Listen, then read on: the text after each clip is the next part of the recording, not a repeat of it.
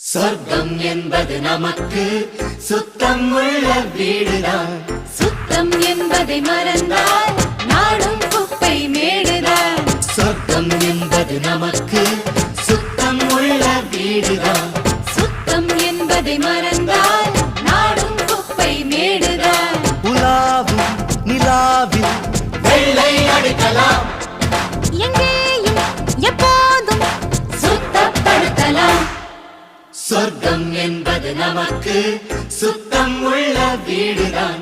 சுத்தம் என்பதை மறந்தால் நாடும் குப்பை மேடுதான்.